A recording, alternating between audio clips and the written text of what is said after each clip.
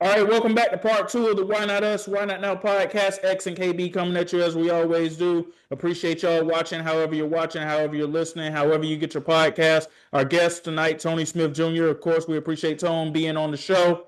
Fellas, we were hoping for it to be America's game of the week because it was campaigned as that. It didn't look like it was going to start off with that, with the Eagles going up 21-0. And then things just got real interesting in that second half. The Dallas Cowboys scoring 24 unanswered points to complete that comeback against the Philadelphia Eagles. A lot of credit has to go to George Pickens and Dak Prescott for how they played because CD did not show up yesterday. Multiple drops in that game. But one of the things that did happen, KB, and remember, I said this when this went down. Quentin Williams has changed life for that defense. Now, it does help that DeMarvion Overshown is back too, and they have a versatile linebacker play right there with him. But Quentin Williams has changed life for that defense. All of a sudden, him being there has also woken Kenny Clark back up, looking like the Kenny Clark that we saw in Green Bay. And now you can't run on Dallas all of a sudden. They held Saquon Barkley to 22 yards on the ground. And I know that Saquon has been having a down season compared to how things were last year. Hadn't been that bad to the point where somebody held him to 22 yards. And that fumble in the fourth quarter, too, that proved to be very costly. Just your thoughts really quickly, KB, on what you thought about what you saw from Dallas. Yeah, I like what they're doing on as far as their run defense. I think that they stepped up yesterday. I think they made it very difficult for Saquon to get going, to get in space, to make his cuts that he usually, that we're accustomed to seeing him do. I think that the slow start is a concern for Dallas though, just because I don't think that they can rely on, their offense to just bring them back into games every single week. Um, the one thing I did see though, and this is one of those things that I felt like needs to be talked about more. Can we just appreciate what George Pickens has like brought to this offense? Like him being inserted into that offense gives them a deep play threat because, like you said, we've talked about CD and his drops, and this is kind of what he is. This is kind of what he is now. CD is a very talented wide receiver, so I'm not going to take too much away from him. But the drops have always been a concern for him, and he had multiple drops yesterday, and times where wasn't really too much resistance. He just flat out dropped the ball. So as far as what Pickens brings in, I think that he's as far as this year, I think that he's looked better than CD. That's just what I've seen on a more consistent basis. I've seen him make those catches deep down the field that CD is used to making. We've seen CD make those catches in the past, and I think that George Pickens gives them an element where he can be whatever type of receiver you need. Do you need a possession receiver? Do you need a deep threat? Do you need someone that has a little bit of grit that can create separation from these DBs? I think that he provides that. I think that Dak loves him because he gives him something that he's been needing for years now. Um, as far as that Dallas defense goes, they manned up late in that game. I think that they could have packed it in, especially after they were denied on that fourth down, but in regulation towards the end of the game. I think they could have packed it in, especially as the first few plays of that drive that Philadelphia was moving the ball. Then they could have packed it in, but they showed a lot of grit. So proud of Dallas. I ain't a Dallas fan by any standpoint. So don't get me talking about them, but I will give credit where credit is due. They played their ass off last night. Tone, do you give them any shot of beating the Chiefs on Thanksgiving, or was yesterday an anomaly for you? No, I think they can. They got a chance. If Dallas would have started the season off going to get Quentin Williams, I think they got Logan Wilson too from Cincinnati. Then they pick up another linebacker. All this stuff is what they needed. This is what they needed 6, 7 weeks ago. So them doing it now, they can compete at a high level. I think, like I said, the Chiefs can be beaten, but Pat is just so damn smart. Andy Reid is so damn smart. They're going to have a game plan for what the Cowboys are doing now. So I don't know. Cowboys still can't run the ball effectively. Um, so that's going to be a thing when they play the Chiefs. What are the Chiefs going to do? I think Dak do trust Pickens more this season. Um, just the target shares. He's going to Pickens a lot, especially deep down the field. You're not seeing CD Lamb going deep down and catching a 50, 40-yard bomb. That's a Pickens play now. And I think Pickens is a better deep ball. He's more aggressive. You love more aggressive receivers. Aggressive receivers is somebody who's by any means, if that ball like is going out of bounds, he's still gonna try to make a play on it. So Dak trusts Pickens more. Um, I just think, like I said, they gotta make sure that running game is good too, because in the playoffs, man, you got to be versatile, and I don't think Cowboys are just versatile yet. I mean, we just now seeing them really get it going. I heard Quentin Williams tell some of the D linemen, like, bro, I'm gonna be double teamed. I'm good. I'm doing this so y'all can eat. Like, I'm gonna get mine too, but they gonna double me. I got to make sure y'all getting to the quarterback, and that's what's going on right now. Everybody's sounding off just because of the impact Quentin Williams has brought on that D line. Jets are idiots. Um, I mean, you always, rebuild, but you just don't give up a caliber player like Quentin Williams, and you send them to the right team. This team play win, lose, or draw, looking bad. Cowboys on TV. This is America's team for a reason. So letting Quentin Williams go there, get his mojo back. Jets were not even looking at a playoff window. Cowboys can creep. Um, I mean, them beating the Eagles was really big. I just don't know if they got enough to beat the Chiefs. It's gonna be a good game though. It's gonna be a hell of a game. I'm gonna go Chiefs though, because I don't like the cowgirl. I gotta go Chiefs in that game. I don't know exactly where I'm going in terms of picking the game yet. What I will say is this: you said it's going to be a good game. I think it's going to be the most watched regular season game in quite some time. I think that's going to be one where everybody, whether they having their leftovers, their first round, whether they just on the couch chilling, they going to be tuned in for that game because that's a big one right there. Obviously, there was another team that played in this game too, and they played on Black Friday this year. They got to take on a very hot Chicago Bears team. But I gotta ask here, like, what is going on in Philadelphia?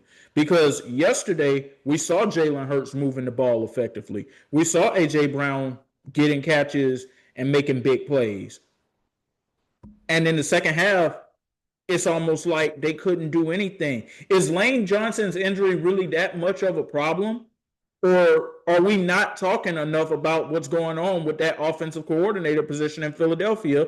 And I where was is about Nick to, yeah. Sirianni in all of this too? Because I understand these defenses. I give Vic Fangio more credit for that because he is one of the most respected defensive minds in the game. Nick Sirianni was hired by the Eagles as the Colts offensive coordinator. That is your side of the football right now that's struggling like this. Like, what's going on here? They miss Kellen Moore. Plain and simple. They miss Kellen Moore. Offensive coordinators not getting it done.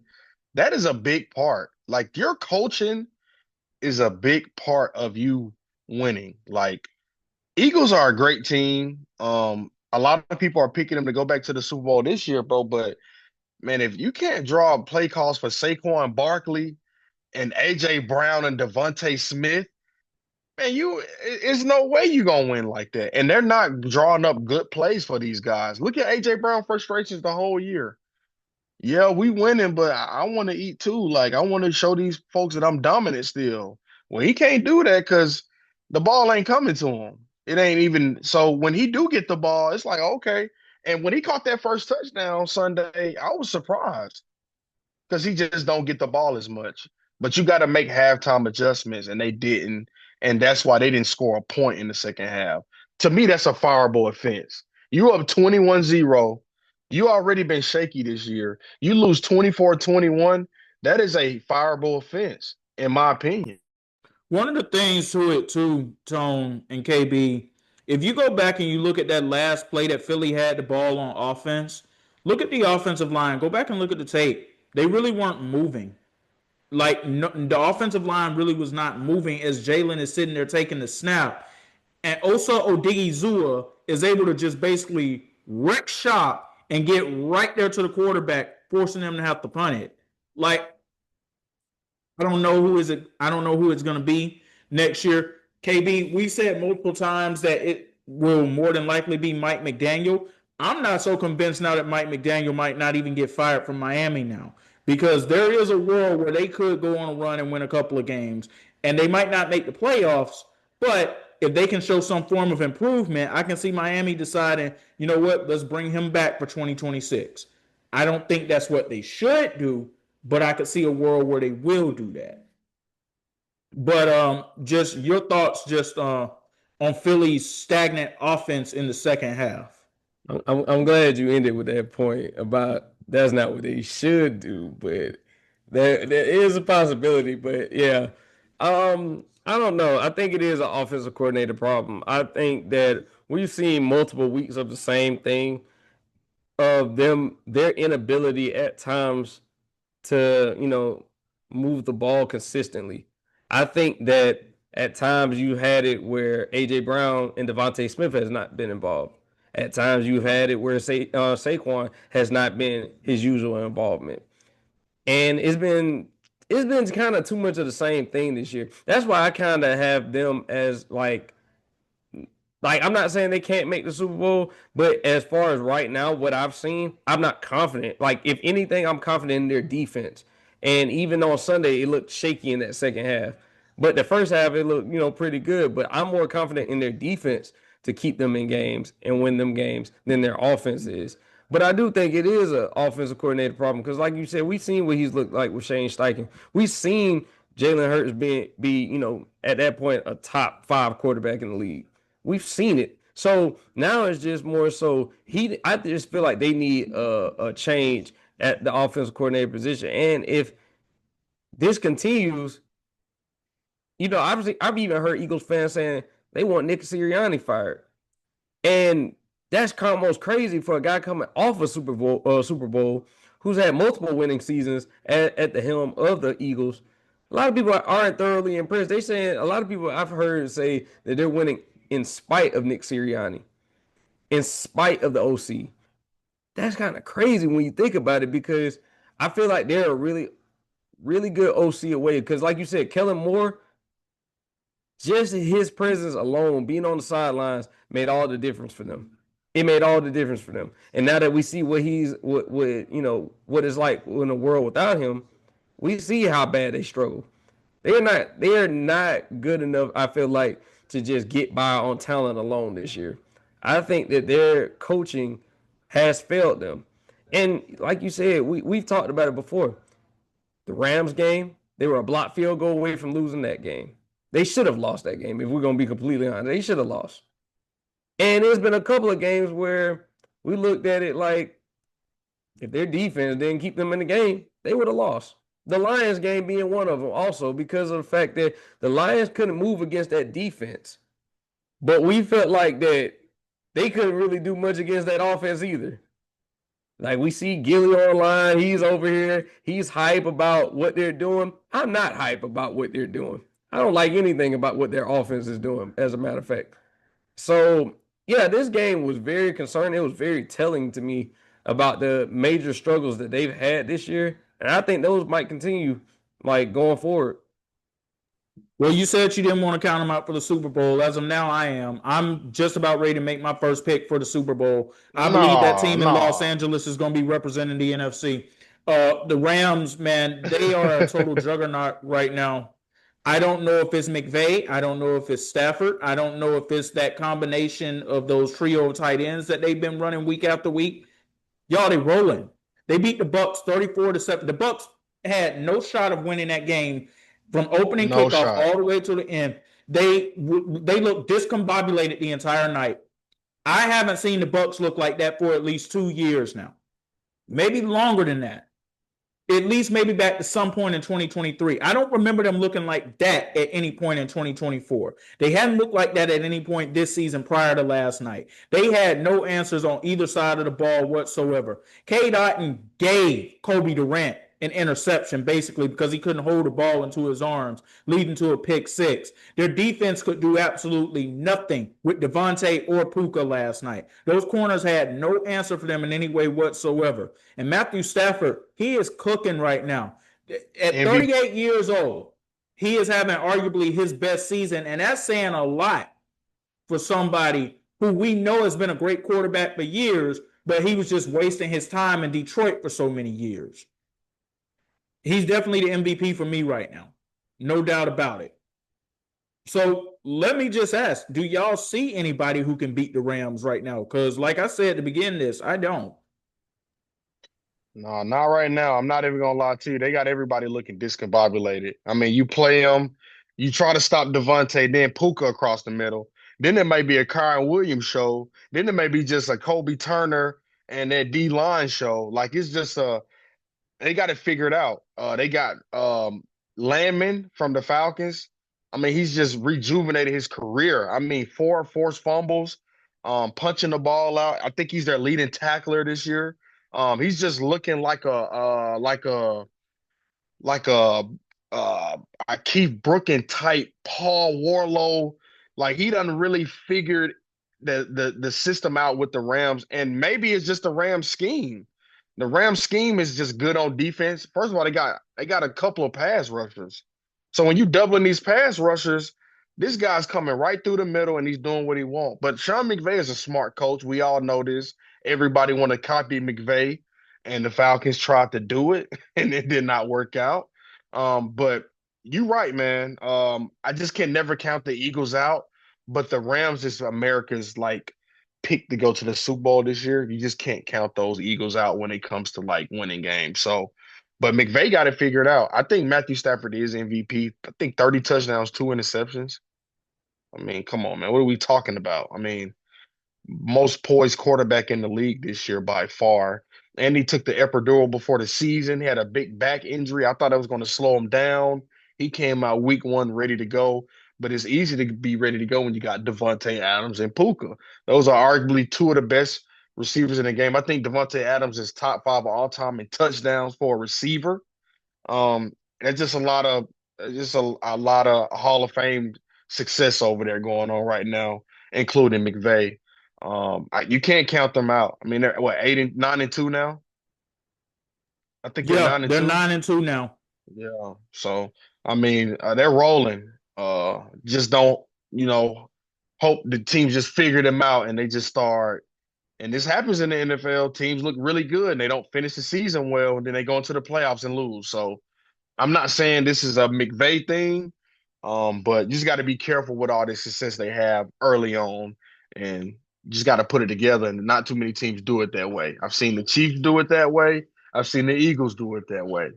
I have not seen the Rams just dominate the whole year and then win a Super Bowl. So that'll be new. That'll be new for them. We'll end up seeing what happens here. KB, I want to throw it to you on this point though. The schedule gets soft for Tampa Bay coming up. Starting this Sunday, you got Arizona coming into town. You get Bucky Irvin back on Sunday. Todd Bowles pretty much came out today and said that if Bucky feels healthy, he's playing on Sunday. My guess is Bucky's playing on Sunday. Chris Godwin didn't have any setbacks on Sunday, so they're going to ramp him up this week too. But now you got Baker banged up. And if Baker can't go, which I expect him to, but if Baker can't go and if Baker is not right, that's a whole different set of circumstances for them. Do you think that they can get it back rolling? I think they can, but Arizona ain't no cakewalk. I think Jacoby Brissett been playing lights out. Like he's giving them more of a chance to win recently than a lot of people have been giving them credit for. I think that Arizona is going to be a tough out for Tampa Bay on Sunday. I'm not even going to go as far as to say that they're just going to win outright, even with Baker. Even if Baker wasn't banged up, I think that they just had some struggles, especially on the defensive side of the ball. The number one thing that I saw last night was they can't stop anybody.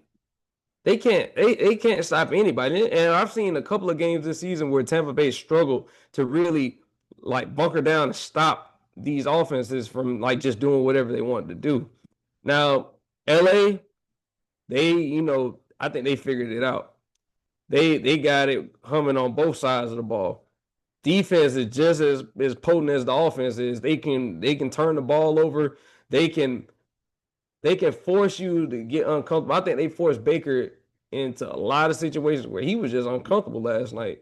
He was having to move around just to escape that pass rush because they were coming after him. The blitz packages they were setting up, I think that they just had everything going right for them last night. They were able to get Baker flustered, especially, being down. Just being down Mike Evans, I think also that's still something they have not recovered from because Ibuka, he looks great, but he also looks great also due to the fact that he had other greats along that on that offensive side of the ball with him. Now you take some of those guys away, now the attention shifts to him. He's not afforded them same opportunities that he was. We saw Tez Johnson, he scored last night, but it's too many variables with this, offense. Is Bucky Irvin playing? Is he not playing? What are you getting from the backfield? Because right now it's running back by committee until he gets back. And, it just hasn't been enough. Now, as far as LA goes, yeah, like I said, Matt Stafford, he got to be the MVP for me. He's the MVP. He's like, just to think about him having this type of season at this stage in his career is crazy. But he's the MVP. And honestly, LA going to be a tough out because, like I said, usually in years past, we've always looked at them like they've had the offense, but the defense wasn't always up to par. Now we can look at it like they got a top 10 defense along with a top 5 offense that go up against anybody. So honestly, we can honestly see three teams from the NFC West represent in the playoffs. That's how loaded that division is. San Francisco is going to be a tough one. Seattle's a tough one. And then, of course, LA is a tough one. So if we see those three in the playoffs, I wouldn't be mad at it because, like I said, each one is deserving of it. But yeah, right now I'm looking at it. LA is going to be a tough one. And honestly, I would pick them to be in the Super Bowl. If the season ended today, I'd pick them to be in the Super Bowl. You brought up San Francisco. I got to ask y'all a question. Is Robert Saleh not the best coaching acquisition of the entire offseason? Yes. Yeah, I think so too. He'll be a head coach. He'll be a head coach again real soon. Yeah, hopefully it's just a better situation though. Don't go to any situations like the Jets or the Browns or anything like that. But Clelin Ferrell was considered a bust. Clelin Ferrell has been having the season of his career right now at the 49ers, and a lot of it is due in part to what Robert Saleh is out there drawing up. Yeah, and I think that honestly, I'm not even going to hold that Jets tenure against them because I just think that it's kind of like what we were talking about with the Cleveland Browns. It's not too much that you're going to be able to do as far as because the culture there is just so bad that no matter what you try to implement, it's just never going to be the right. Like ownership is bad, everything was bad. So I think that him coming back to San Francisco definitely helped them on that defensive side of the ball. I don't care what anybody else says. That has to be the best acquisition. That's better than even some of the free agent acquisitions they had as far as players go. That was way more valuable. Getting someone like we also, just us guys talking, we see the value in having great coordinators. And we see the value of having bad coordinators as well. So him being there, just being that mainstay that they've needed all this time. Yeah, you can't put a price tag on that. Him and Jeff Ulbrich had that Jets defense looking pretty good last year, and they let both of them go out of the door. That just tells you all you need to know about the Jets organization. I want to get back to a couple of quick hitters we couldn't get to earlier, fellas. Going to the MLB now, the Rangers and the Mets made a trade yesterday. Brandon Nimmo is now going to the Texas Rangers. Marcus Semien is going to the New York Mets. I really don't know what to make out of this, to be quite honest with you. I don't know who got better from this. Neither. Brandon Nimmo just wanted to be traded because of I think the new I don't know if the new president of the club or whatever, but he didn't get along with him, and it was like a mutual thing to just get Brandon Nimmo out of there. Marcus has been struggling too last couple of years, so yeah, I don't think nobody got better with this trade. KB? Yeah, I'm kind of neutral on this. Like, I guess we'll see. I don't really feel like this is. I seen one news outlet that said this was a blockbuster trade. I didn't get that feeling from it. Like, I don't even know where that came about.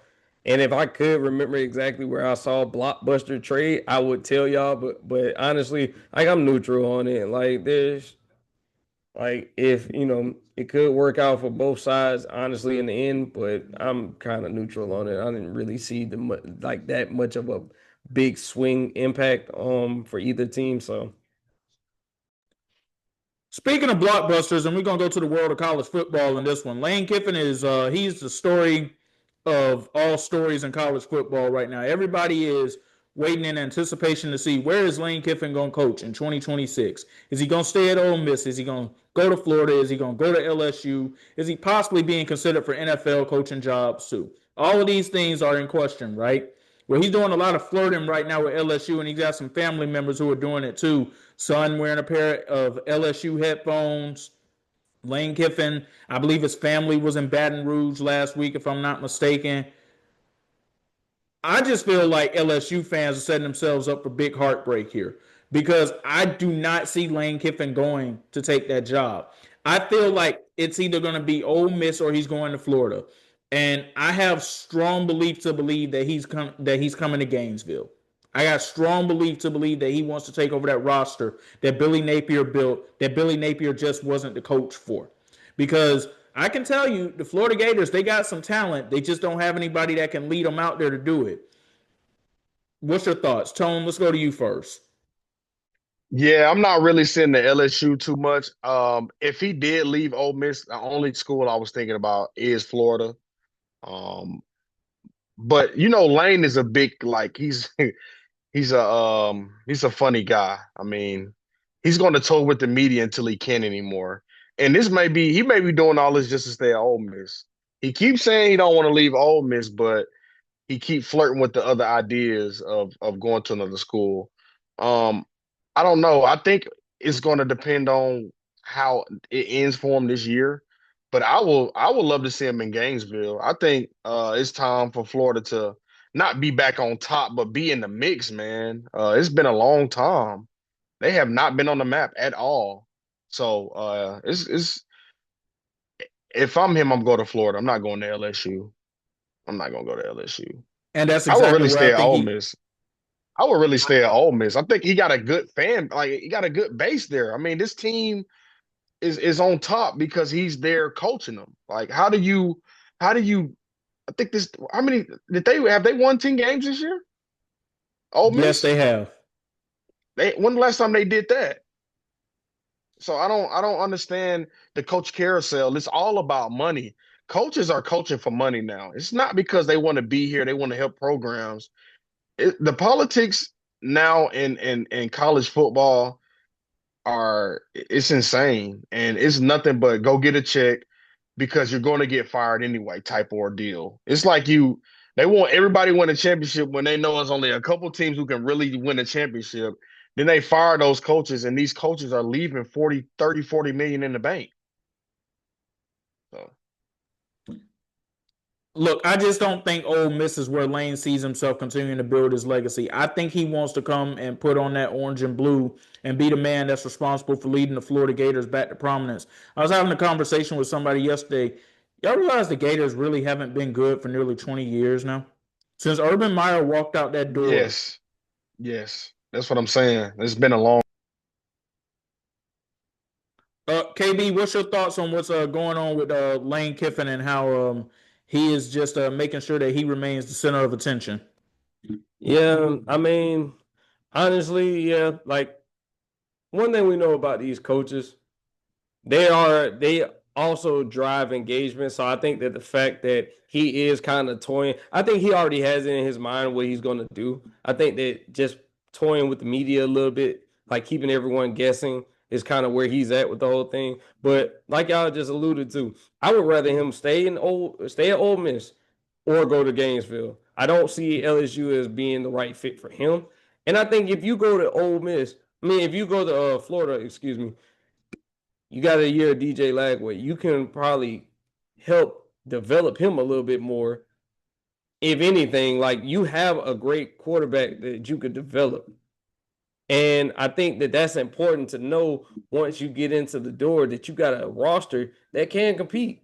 And with Florida being such a big brand, it's not going to be hard for you to get recruits either. Now, like especially in a state like with like Florida, there's so much talent in Florida. We all uncover high school football, and we know the amount of talent that is in the state of Florida alone. I think that Lane Kiffin, honestly, he should go to Florida. I'm gonna just go outright with it. I think he should, if he wants to really build a legacy and help bring Florida back to prominence. That's where he needs to go. Because as much as I see his success at Ole Miss, I've never looked at Ole Miss as gonna be like, oh, this is a school I'm gonna look at as being a multi-time national champion. I'm looking at them as like they have great years of success, but I don't see them like having that sustained success like I think he could at the University of Florida. I think that that's the right destination for him. And I'm interested. I'll be surprised if he goes to LSU. I'll say that. Well, speaking of destinations, fellas, Georgia Tech took a big loss on Saturday. And I bring up the word destinations in regards to that because weeks ago, Brent Key came out and said that there's no way he's leaving Georgia Tech. There are some pretty attractive openings that are coming up here, and they have pretty much cooked their college football playoff chances for this season that we thought were alive and well about this time a month ago. Tone, you being there and you being connected to these situations so much, what I know you're doing in the media space now, do you see a world where Brent Key goes back on his word? If, say, Yes. Auburn calls him, Penn State calls him. Yeah.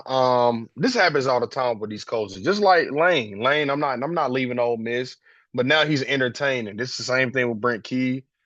They just asked him this a couple of weeks ago. He's no, I'm not. It's different when you thought you was on top of the world and you just lost a pick and you're not in the ACC championship anymore and you're not going to the playoffs. Um, is Haynes King coming back? Is he's done, right? This is his last year. So I mean, you got to rebuild. And do you rebuild with Georgia Tech? That's the thing. Do you really want to rebuild with Georgia Tech when it's already hard getting recruits at Tech anyway? Um, I like him to. I like him to be at Auburn next season. So that's what I was thinking. I'm thinking Auburn all the way. I'm Auburn thinking is going to do a splash pickup for sure. I'm thinking Auburn is probably the place two tone.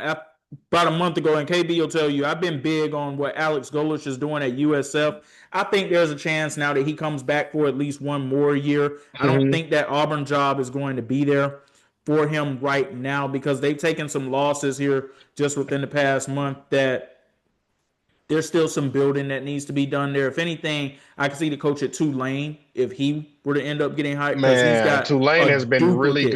good. Yes. Yeah, I've been like he's telling people got about duplicate Tulane. years Yes. about this. I agree with that one.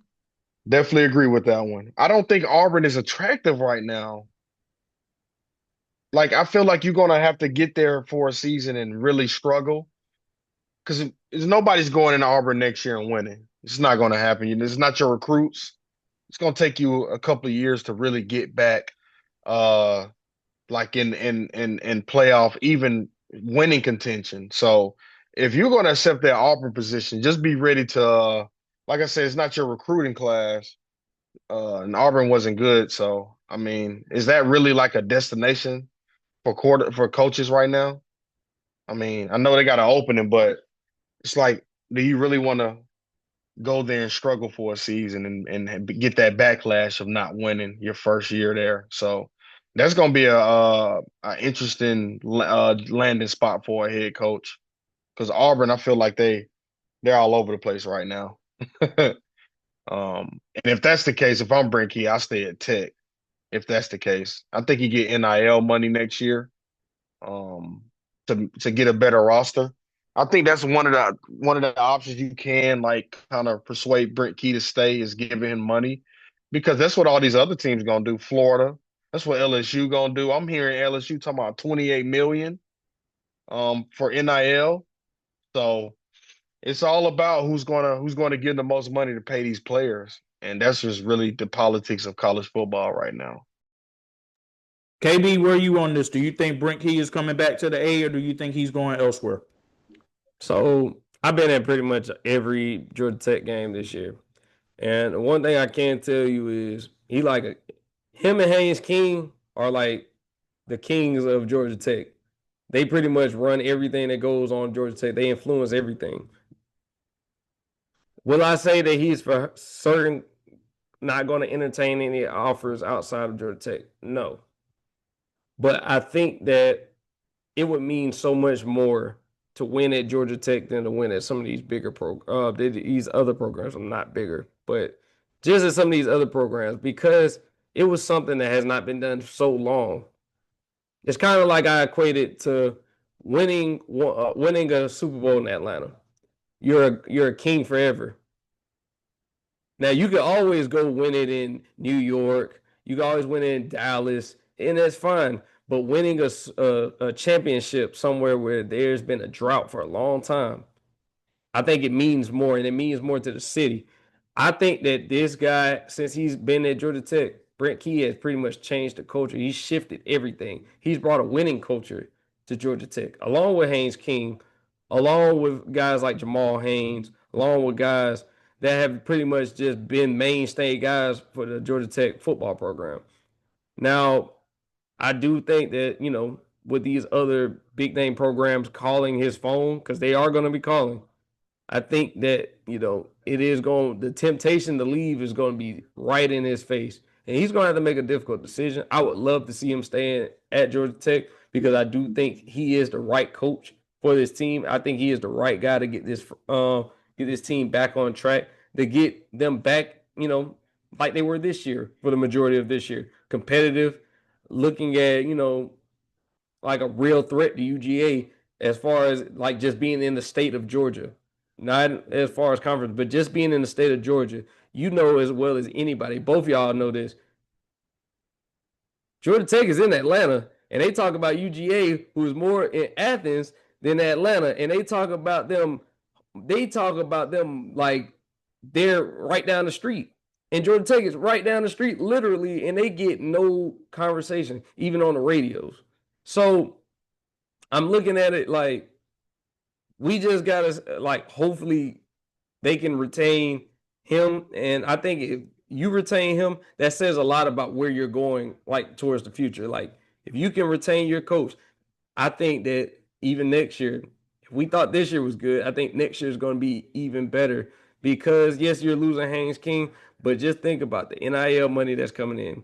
Think about the ability for him to recruit based off of the success that he had this year. I think that's all going to be big things going forward for the Georgia Tech program. So I hope that he stays. I really do. Something else I think that they have going for him in terms of him staying is the ACC. That's up for grabs. And Georgia Tech would easily be a pick that you would pick to win that thing next year because you don't know what the quarterback situation is going to look like in Miami. That's the only thing that's really been keeping them afloat the past 2 years, if we're being honest. That and the defense. I got to show the defense some love. Cristobal's done a good job building that up. We got to get ready to get out of here, but before we do, fellas, as we know, Thanksgiving is Thursday, and I just got to know, man, when you sit down at that table and you looking through what you're going to have on that meal, what are 2 things that you absolutely, let's go 3, 3 things that you absolutely are going to have? Tone, let's have you go first. 3 things I absolutely got to have. Dressing. I got to have them mac, and I got to have them yams. I got to have it. I got to have it. 3 is crazy because I ain't even through the ham, the turkey. Like it's a lot of stuff on that plate, man. I got to make sure I got a dressing on that plate. My grandma this year was talking how she didn't want to make no dressing and had to beg her like I need that. I ain't had none this year, and that's one item I have to have on that plate is that dressing, man, for sure. KB, You took the words right up. That was gonna be my 3. I gotta have the dressing, the mac, and the yams. Like I'm a size guy when it comes to Thanksgiving. Like if the size ain't right, the meal is ruined. I don't care about the turkey. I don't care about the ham. If you ain't got the size right, and it's a science to making great mac and cheese. If you ain't got that right, hey man, just don't invite me. I'll stay home. I'll do Please, it please myself. don't waste my time. Don't waste Yeah, my time. don't invite me. I'm good. and it's definitely a science to making great macaroni and cheese in a black household. So we know that all too well. I'm just gonna throw that in there. So I'm with y'all with the dressing and the yams. I can actually sub out that mac for some good potato salad. I'm a potato salad type of guy. And that was gonna be one too. Me too. It got to be made right too. Not shabby, not No shabby. blemishes. No blemishes. Ain't nobody mentioned the greens though. That's crazy. Man, I love greens, but I had greens all year. We eat greens on Sundays. There you go. We can substitute them greens, man. Man, folks ain't making no dressing, man. That's a real staple Thanksgiving, like real Thanksgiving staple. But I eat greens year round, cabbage too. Fair But point. that Fair point. dressing, that dressing is something that Hey, I Tone, the really only like to have time my of the own year, plan. the only other time in the year earlier where people might make dressing is on Easter. That's it. Man, Yeah, they may make it, and it may not be the person that you want to make it. You know what I'm saying? I told Exactly. you that dressing get the crowd excited and get people going. Stop. Some people call it stuffing, I but don't. No, man, it's where I'm dressing. from, we call it dressing. You know what I'm saying? Exactly. All right, y'all. We're gonna go ahead and get out of here. What's up? Another episode of the Why Not Us, Why Not Now podcast. We appreciate Tone joining. I guarantee y'all this is not the last time you're gonna see him on this Nah. show. And as we said earlier in part one, y'all go subscribe to what they're doing with the Players Den podcast. They got some great stuff going on over there. Tone, let the folks know really quickly how they can find you. Yeah, you can find us on IG, Twitter, pretty much any social media, Facebook, the players den underscore. Appreciate, being on the show tonight. Zay been on my show a couple times. This is what we do. We've been doing this 10 plus years. Sports is life, man. Like I said, just want to shout y'all out, man. Appreciate y'all, man. Y'all got something going. Stay at it. Don't give up. Sponsors will roll. People roll. People come in.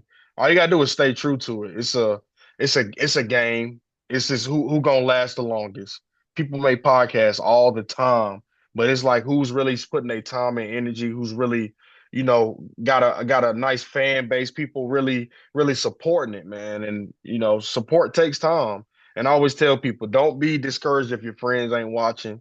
My biggest fans are people I don't know.